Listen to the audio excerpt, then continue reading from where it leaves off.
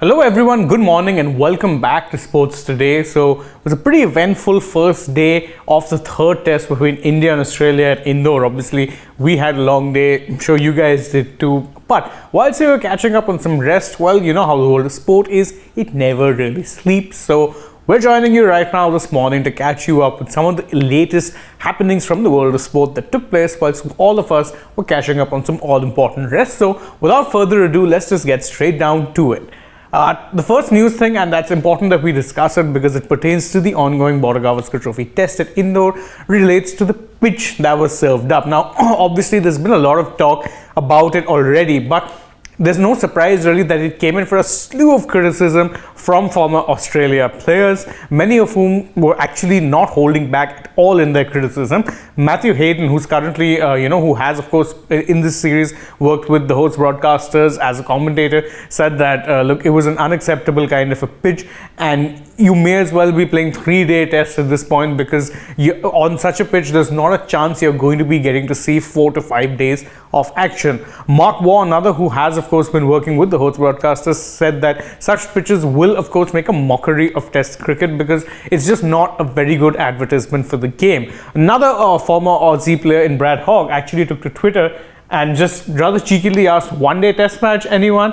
And it was an obvious reference to the fact that, well, if, the Australian bowlers could get India out so quickly, then at least in theory, India's spin bowlers are much, much better. That obviously didn't really happen, but it does speak to a feeling that, the pitch, or which is the pitches that are being served up to the Aussies right now, are kind of going a little too far in terms of favoring spin. And that's a rather it's a rather all-pervasive feeling that has been doing the rounds, because you notice that even we at Sports Today, during our analysis between the matches, said that such a pitch really serves no purpose, especially so in this case where, well, India actually ended up falling into their own trap. Sticking to the world of cricket, but moving a little, eastwards, let's say, England are currently playing an ODI series in Bangladesh, and that was obviously going to be a bit of a challenge for them considering subcontinent conditions, and they did very nearly slump to a defeat in the first ODI, but thanks to an unbeaten ton from this man, Dawid Malan, who continues to prove just how fine a white ball player he remains for England, they ended up winning the match and taking a 1-0 lead in the 3-match series. Now, this wasn't one of those high-scoring matches which you would associate with England, which is, again, kind of understandable given that they're not exactly familiar with the conditions always, and, this did seem like one of those tracks that offered something for the bowlers, but still a very good advertisement for ODIs and also a very good win for England in subcontinent conditions, considering the fact that, well, this year's World Cup, of which they're defending champions, will also be held in subcontinent conditions. Switching our focus now to the world of football, and there's a lot of results, so let's just quickly get through it. First off, you have officially your first FA Cup set, which is, of course, a combination of the words cup and upset, as Tottenham Hotspur have been knocked out by, of all clubs, Sheffield United. It just took a 1-0 effort for, Tottenham to be knocked out of the cup. And whilst you would be wondering why is it that Spurs would that, they did rotate their squad a lot.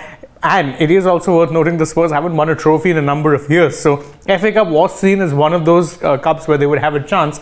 Fortunately, that also seems to be gone. So there was obviously a bit of angst from Spurs fans that they got knocked out. But again, their league form recently has been good. They seem set for a top 4 spot. That being said, getting knocked out of the cup this early, well, it always hurts. Speaking of big clubs that did in fact progress, Manchester United registered a 3-1 victory against West Ham United to actually progress into the 5th round, and it was a comeback win of sorts for United because West Ham went 1-0 up courtesy of a goal from Said Benrahma, but 3 late goals from Manchester United sealed the deal, knocked West Ham and former manager David Moyes out, and United keep marching on into the next round of course, the FA Cup. Don't forget, United did recently win the Carabao Cup, and Erik ten Hag, the Man United manager, said that United are not going to be satisfied with just that. So United very much, would be one of those favourites to even go ahead and lift the FA Cup. And I know it's early days still, but who would be betting against them?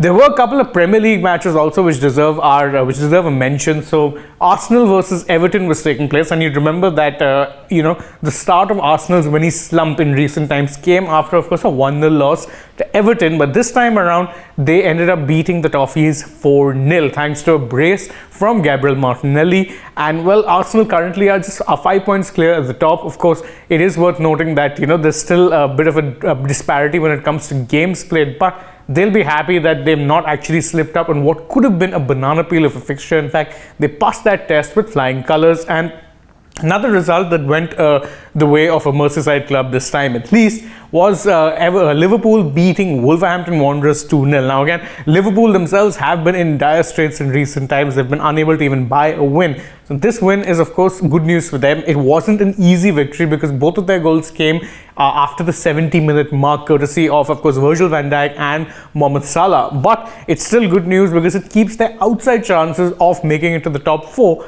alive, at least for the time being.